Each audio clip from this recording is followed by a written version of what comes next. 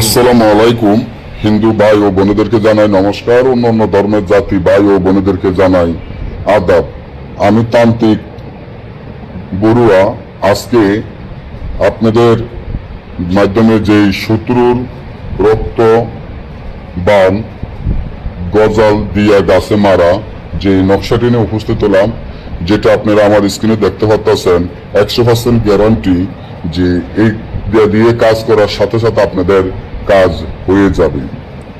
যারা রক্ত সিরা বান মারতে চান, অর্থাৎ হলো আপনার শত্রুর নাক মুখ দিয়ে রক্ত উঠবো এমন বান মারতে চান, তারা এই নকশাটি দেখতে পাচ্ছেন।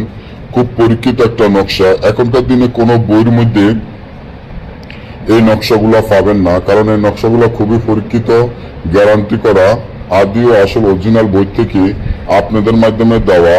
এই নকশার মাধ্যমে আপনি আপনার শত্রুকে গজাল দিয়ে গাছের বান মারতে পারবেন, যেটা আপনার শত্রুর নাক মুখ দিয়ে রক্ত ওঠে এবং শত্রু মারা যাবে। তবে এই কাজগুলো আমি মনে করি না করাই ভালো। এগুলা খুব খারাপ বইয়ের নকশা এবং এগুলা কারো কাছে নাই। এই দুনিয়া কোনো বাংলাদেশের মধ্যে হয়তো কারো কাছে নাও থাকতে পারে, কারণ এই বইগুলা ব্রিটিশ আমলে উঠে গেছে। তো যাক, এই নকশাটি দিয়ে আপনারা কিভাবে কাজ করবেন, এই নকশাটি আপনারা যেভাবে আছে ঠিক সেভাবে লিখবেন। লিখে এটার মধ্যে সীতার আংরা কইলা দিয়ে দিবেন।